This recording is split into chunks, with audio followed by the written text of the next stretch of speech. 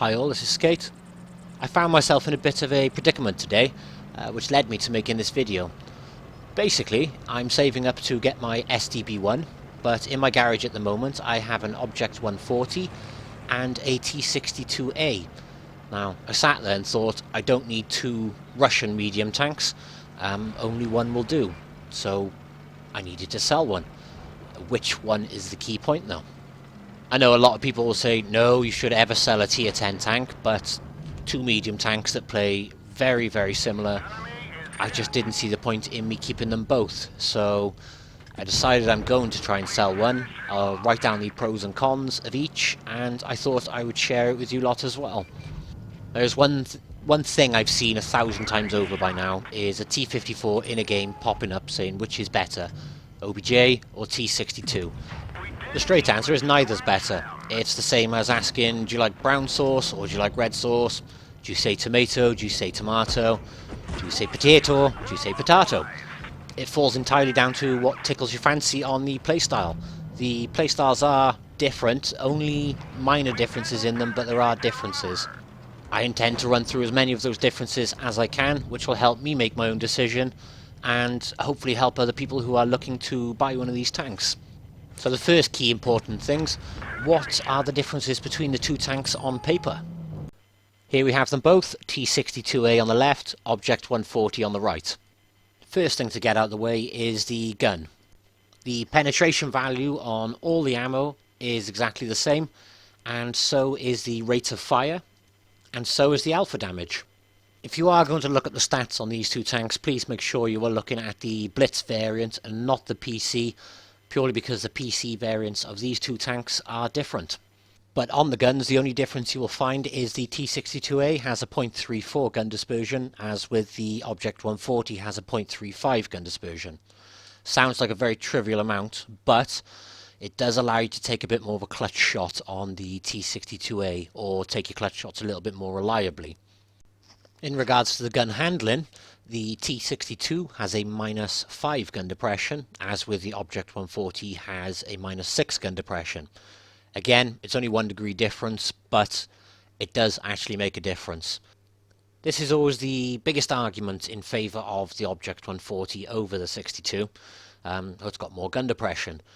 It has only got 1 degree more gun depression, which means you can use some terrain a little better, but not exceptionally, and use hull down tactics as much as you can popping dunes on something like a Centurion or a Leopard. The main time I think this extra degree of gun depression is most beneficial is something like mines or Castilla, when you're on the hill and you're looking down or you're trying to aim down on something. You don't need to stick out as far with the Obj140 to try and shoot things. T62A, you may find yourself having to reposition or just poke out that little bit further than you would in the 140. Aside from the gun, you'll also find there is a difference in health pool. The T62A has 1,900 hit points, and the 140 has 1,850 hit points. Yet again, such a minor difference, but when you are medium on medium, and you are dogfighting and brawling, you may find that extra 50 may just save you or allow you to take that extra shot. Another thing worth noting is how do they follow on from the T54. Now obviously the T62 is in the game much longer than the 140, so you'll actually find the stats are worse on the T62A than the 140 statistically, according to the averages anyway. There's about a 3% difference in win rate. But you've also got to bear in mind that double the amount of people who have owned a Obj140 own a T62A. Now the truth be told, when I first started this game, I think the first tank, or the first tier 10 tank I owned was a T62A. I hated it and I rage sold it. It's that and the Pershing were the only two tanks I ever rage sold. Now the reason I rage sold it is because I thought it's crap, it plays nothing like my T54. I had about 600 games in my T54. I loved the thing. I'm actually chasing one down right now on the screen. I just didn't find the T62A better than the T54. I actually preferred the T54 when I first had it. The reason being, you'll find, is the T54 has more hull armour than both the 62 and the 140 actually, and it's a lot more bouncy.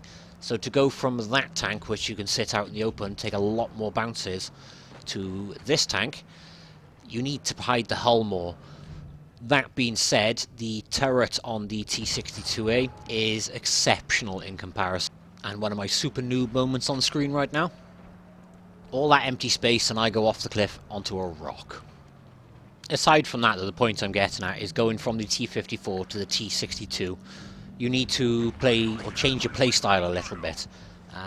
You can't rely on the hull armor as much, and you need to just go places where you can stay as hull down as possible and protect the hull as much as possible. The Obj140 actually follows on more towards the playstyle of the T54. It's a bit more bouncy. That being said, in a tier 10 battle, you can't really rely on the hull armor anyway. But for the sake of stats, the T62 has 2mm more, has more hull armor. It's 2mm, it doesn't make a difference. But the angle of the armour does make a difference. So the sloping on the armour, you've got an effective thickness of 160 to 170mm on average, obviously on a flat surface, on the front of a T62A. The 140, because of the more aggressive angle of the armour, you get around 170 to 180. And games with a 29k loss of silver like that one do not really help me towards my my goal of getting my STB1. But neither did buying all the new Russian tanks because I really wanted to play them. Back on topic though, the only other figure or statistic in regards to hull I think is worth mentioning is the upper hull while using the full gun depression. So when you're using the full -5 on the T62, you will get around 200 to 210mm of effective armour, and when you do that with, well, use the full -6 on the 140, you get around 220 to 230. These figures I'm given are just averages, and they are based on looking at the tank straight on. If you actually put a bit of an angle on the 140, you can actually put part of the upper hull into an auto ricochet. As with to do that with the 62, you need a lot more of an aggressive angle, which pretty much shows your track wheels off anyway. So on the hull front, I would genuinely say never rely on the hull, but you will get more lucky bounces with the 140 than you will off the hull of the 62. Now that brings us nicely onto the difference between the turrets of the two. The T62A turret is an absolute monster of a turret. It's got stupid amounts of armour is the only way of describing it, and it's pretty much nigh on impenetrable. If anyone does penetrate it or does get the hatch, it's a damn lucky shot. Now quick flick into Armour Inspector just to show you what I mean. This is the T62A, and we are firing at it in Armour Inspector using the 150mm E100 gun. As you can see, it's pretty much just all red. The only places you will manage to penetrate is those little yellow lines around the hatches. They are very, very small lines, and as you can see, I'm clicking away around here, and very rarely do you actually manage to, there you go, do you actually manage to catch the right tiny spot to penetrate. So if anyone does penetrate the turret of this tank frontally, as I said earlier, it's purely just a lucky shot. Now, not really much more I can say on that other than it's a monster of a turret. If we quickly flick to our Obj140 though, you'll see straight away massive difference in regards to the turret. Pretty much everywhere on the top of that turret is easily penetrated by the 100. The front of the turret, as you can see me clicking away, it's hard as nails, exactly as the T62, but as soon as you start clicking away at the above, there's not one place where it's going to bounce. The hatches are a lot more prominent on this turret than they are on the T62 turret, and they are easily penetrable everywhere. To be honest, I wouldn't even waste my time, and I don't even waste my time aiming for the hatches. You just aim for the roof in the middle, and if you do go off, you may get lucky and hit a hatch. But aiming for the roof on this, you will penetrate every single time. Now this, to me, is the main thing which can divide the two tanks up. In fact, while we're here, let me show you the hull. So that is approximately looking at the front of it with its 6mm of gun depression. So that's about the angle you're going to be shooting at tanks. Using the E100 gun, you can see as the angle of the armor slopes off, it pretty much turns into an auto ricochet. The lower area of the front hull, obviously on the lower plate, you can easily penetrate. Now if we do the same thing again with the T62A, as it loads, you can see at the same angle, well, actually using 5 degrees, you're not an auto bounce. To get the same sort of effect and to get the same sort of auto bounce, you do need to be aiming over the track.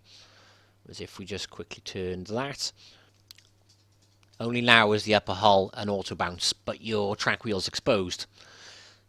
Basically what you need to do is have your turret there, so it's on the inside of the track wheel, and you can see you've still got some red, and it's still very effective front thickness, but it doesn't compare to the hull of the Obj140 in that scenario.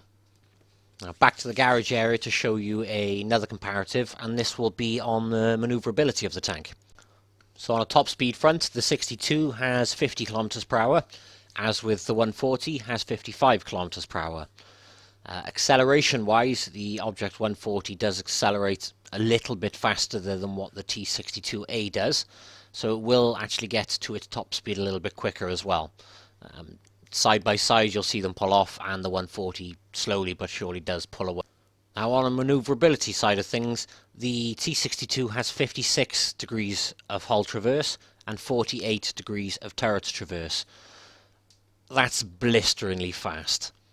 In fact, here's just a quick example just to show you exactly what I mean. So, T54 is going to circle me.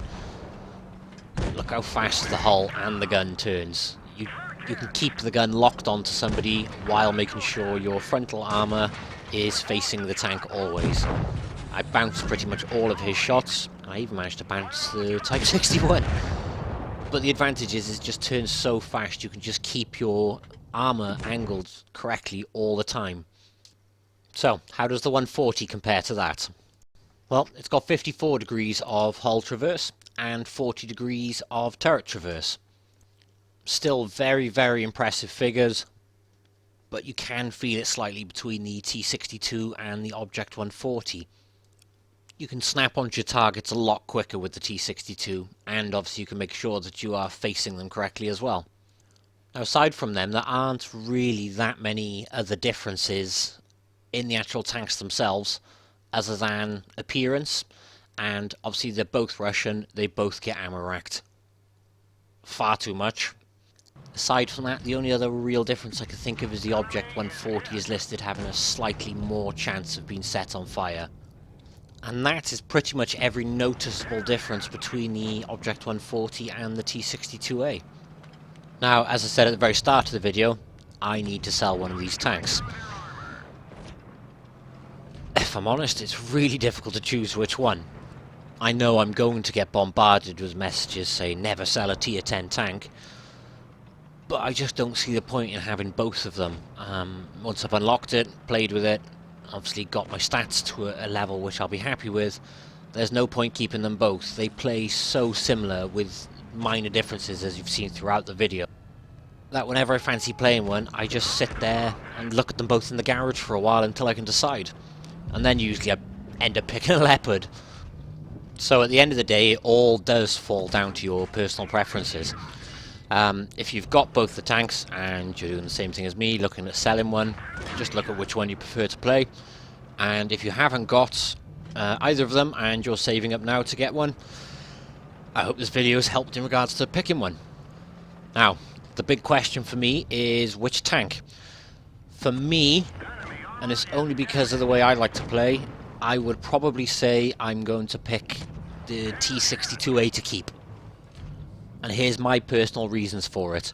The extra difference in speed I think is very negligible, and the same with the gun depression. The gun depression, it's more beneficial, but you can move slightly on a hill just to make up for that difference in gun depression. What you can't make up for is the top of the turret. By changing my playstyle, I can almost negate the weaknesses on the T62 in comparison to the Obj140, but the extra benefits of having that extra strong hull, or sorry, extra strong turret, make a hell of a difference. The other way I'm trying to look at it as well is in update 2.9 we have, or if you're watching this video in a few days, had the new matchmaker. Now what that means is in every single match I'm not going to have tier 8 guns firing at it anymore. I'm going to have all tier 9 and tier 10 guns. As a result, they're much bigger guns. I want that extra reliability of the turret. I want to be able to get hull down, and I want to be able to rely on the turret not to be penetrated. So that's my personal reasons. Oh, the only other thing, actually there is one more difference between them I didn't mention. A ton. Again, a very minor difference, but the T62A is 1 ton heavier than the Obj140, which basically means if you need to ram, you have that little bit of an advantage to get a little bit more health off them. Or rather, if they ram you, they'll do a little bit more damage to themselves than they will to you.